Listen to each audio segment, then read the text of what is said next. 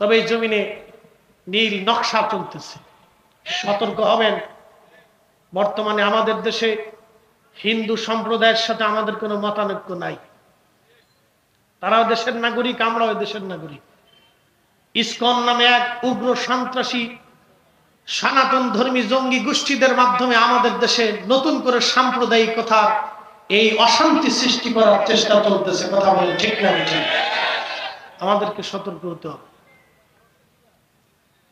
আমরা যেমন আহলে সুন্নাতুল জামাত যারা আছি, আমরাও যেমন উগ্রতা জঙ্গিবাদে বিশ্বাসী না, অতএব এদেশে কোনো উগ্র জঙ্গিবাদ সৃষ্টি হতে দেওয়া হবে না। কথা বলে ঠিক না?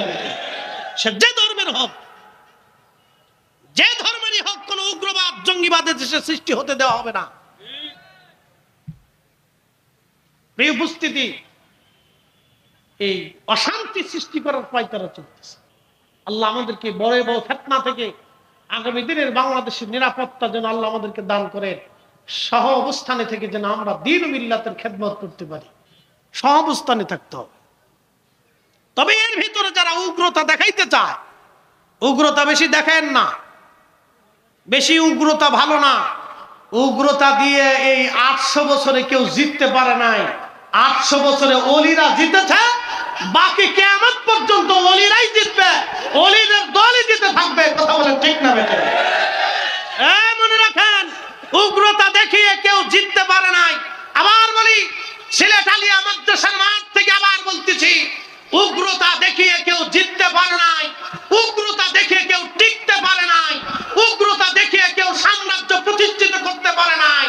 উগ্রতা না দেখিয়েই শাহজালাল আলী আমেরি, 360 আউলিয়া, খাজা বাবা আজমেরি, মুজাদ্দিদ আল হাসানি, কুতুবউদ্দিন কাকি, নিজামউদ্দিন আউলিয়া, 3-4 মাযহাবের 4 ইমাম, 4 তরিকার 4 ইমামরা এই দেশে ইসলাম ও দ্বীনের খেদমত করেছে, উগ্রতা দিয়ে না, ভালোবাসা দিয়ে।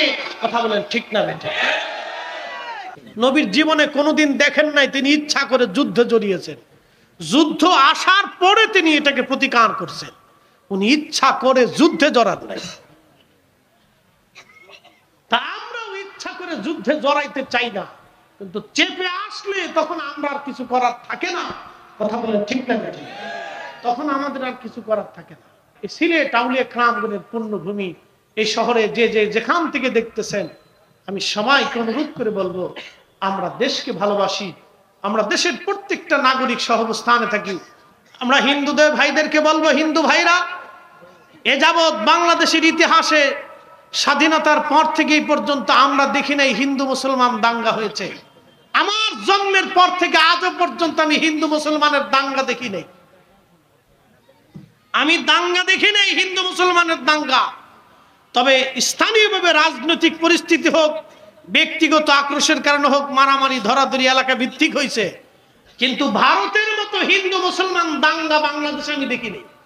ভারতে যেমন মাঝে মধ্যেই দাঙ্গা হয়ে শত শত মুসলমান হত্যা করা হয়, মসজিদ পুরানো হয়, আজান বন্ধ করে দেওয়া হয়, এরকম পরিস্থিতি বাংলাদেশে হয় নাই।